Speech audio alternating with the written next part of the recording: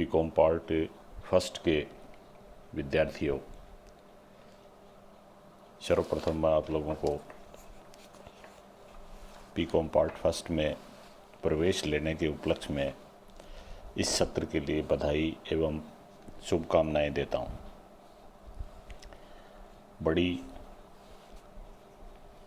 विपरीत परिस्थितियों में आप लोगों के लिए भी नया है और वैसे ये जो मामला चल रहा है वो अपन सब के लिए एक नई परिस्थितियां हैं और नई परिस्थितियों में अपने को रास्ते बनाने हैं।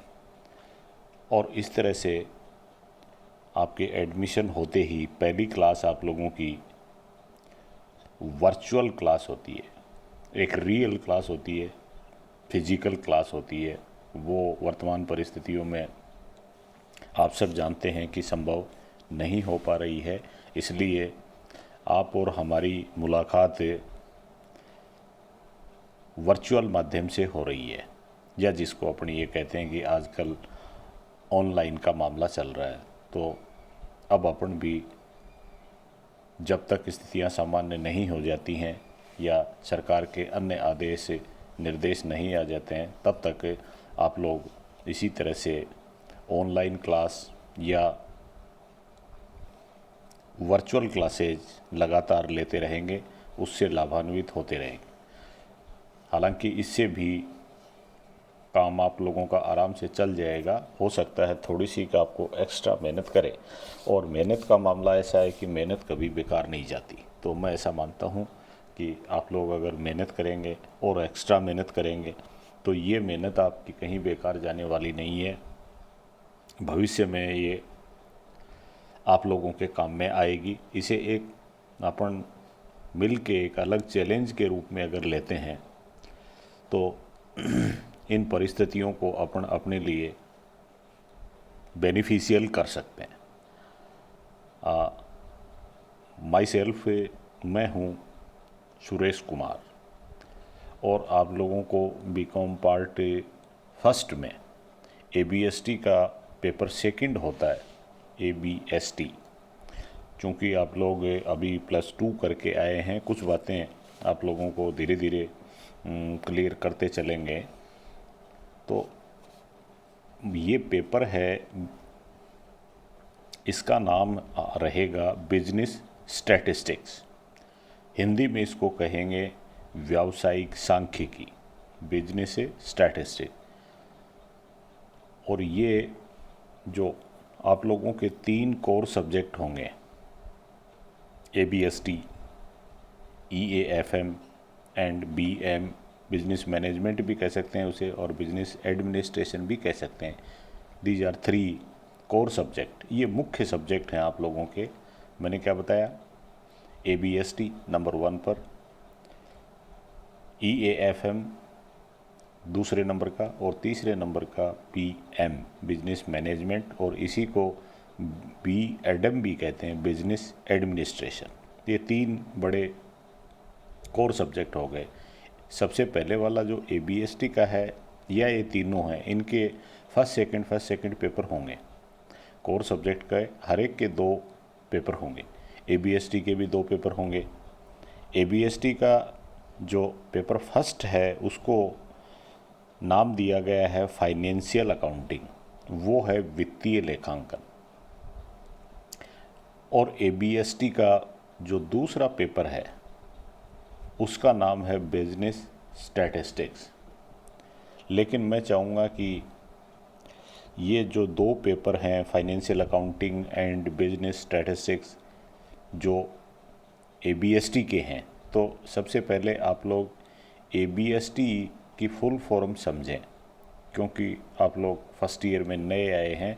हर चीज़ को जो आपको पढ़ाई जाती है, जो आपके सामने आती है, जो आप पढ़ते हैं, और आपको लगता है कि हमें इसके बारे में पता नहीं है, तो आप लोगों को उसको खोजने का प्रयास करना चाहिए। और खोजने का प्रयास करोगे तो चीज़ें मिल जाएंगी, ऐसी कोई ख़ास बात नहीं है। ये मैं आपको दावे के साथ कहता हूँ। तो आप में पढ़ने की एक भावना, एक इच्छा, एक लालसा होनी चाहिए।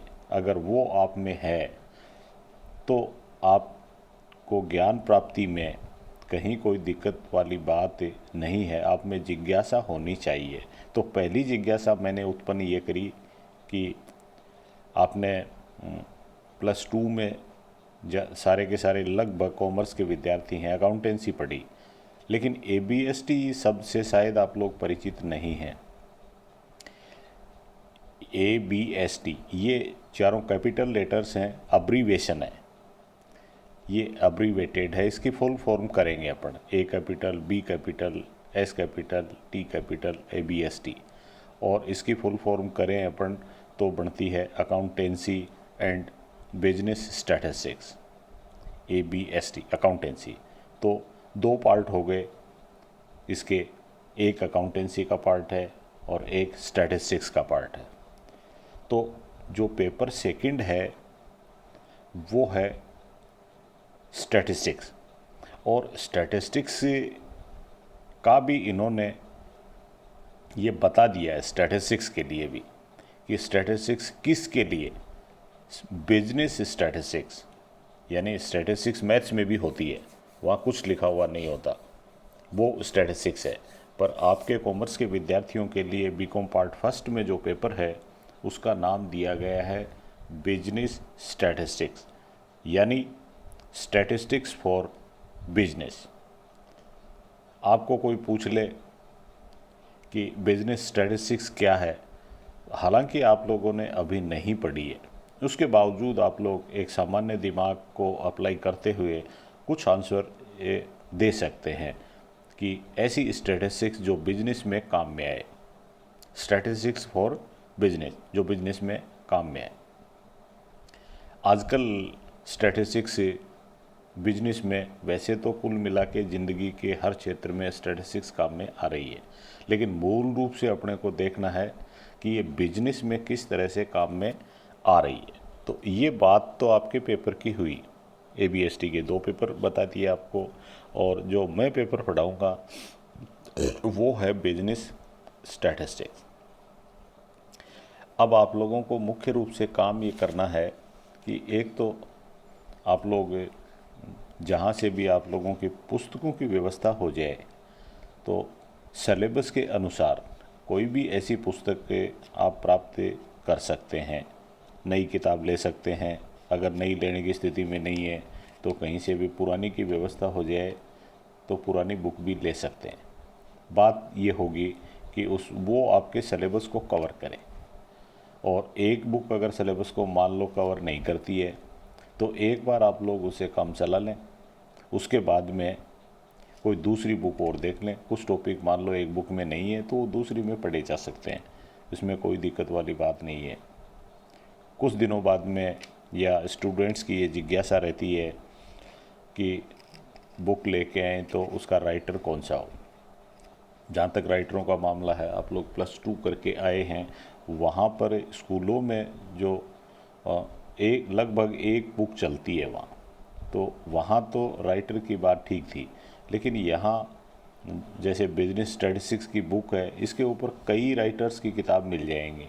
तो आपको मुख्य रूप से ये देखना है, ये आपको ही देखना पड़ेगा कि बुक आपको हिंदी में चाहिए कि इंग्लिश में चाहिए। पहली बात, हिंदी में चाहिए हिंदी वाली मिल जाएगी, इंग्लिश में चाहिए इंग्लिश वाली मिल जाएगी। लेकिन दोनों ही ABST के जो पेपर हैं उनके आंसर तो इंग्लिश में ही होते हैं। जो सामान्य इंग्लिश है उसमें घबराने वाली कोई बात नहीं है। तो पहली बात तो ये है कि पुस्तक ले लेनी है, पुस्तक हिंदी या इंग्लिश में लेनी है ये आप तय करेंगे। उसके बाद में फिर राइटर की बात आती है, तो राइटर के बारे में मैं ये कह रहा हूँ कि कोई सा भी राइटर हो जो आपका सिलेबस को पूरा करता हो, उसकी बुक आप ले लें।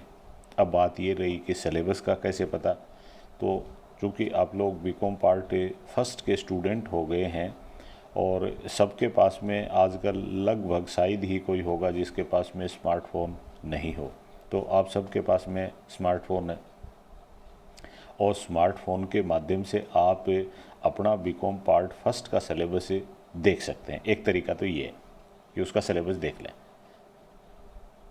फ़ोन में मिल जाएगा आपका। फ़ोन में मिलेगा कैसे, ये आप www करके MGSU महाराजा गंगा सिंह यूनिवर्सिटी की साइट अगर खोलेंगे MGSU, तो उस साइट पर आपको सिलेबस मिल जाएगा। तो वो सिलेबस वहाँ देख लें, उसका प्रिंट ले लें। एक बात तो ये।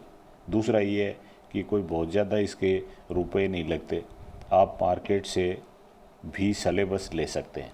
कॉमर्स के सिलेबस से बीकॉम पार्ट फर्स्ट के लिए एक थोड़ी छोटी सी बुकलेट आएगी जिसमें सारा सिलेबस कवर हो जाएगा, वो आप मार्केट से कहीं से भी ले सकते हैं। तो इस तरह से वो आपकी हेल्प ये करेगा कि हमारे सिलेबस में क्या है और हमारे पास जो बुक है वो सिलेबस के अनुसार है कि नहीं है, और हम जो पढ़ रहे हैं वो सिलेबस के अनुसार पढ़ रहे हैं कि नहीं पढ़ रहे हैं। ये काम कर लेना है। ये प्रारंभिक जानकारियाँ हैं अपनी। फिर उसके बाद में यहाँ पर कोई भी पेपर होगा वो आपके 100 नंबर का होगा। पेपर होगा 100 नंबर का, और 100 नंबर का पेपर होगा, और पेपर डिवाइड होता है 3 भागों में, section A, B and C।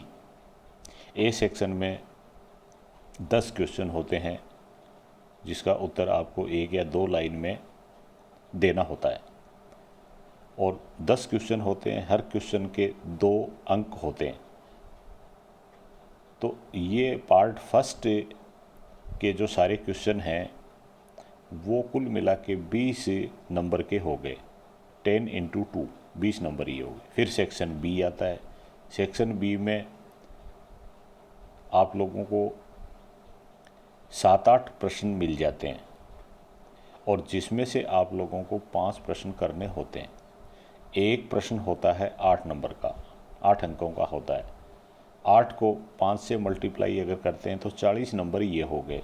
पहले सेक्शन के 20 नंबर हो गए आपके, B सेक्शन के 40 हो गए, जिसमें मध्यम आकार के क्वेश्चन आंसर हैं, जहां आपको पार्ट फर्स्ट में 1 या 2 लाइन में उत्तर देने होते थे, यहाँ आपको थोड़ा 50 शब्द या 100 शब्दों तक आप उसका आंसर पेपर में जैसे निर्देश मिलेंगे उसके अनुसार आप आंसर देंगे।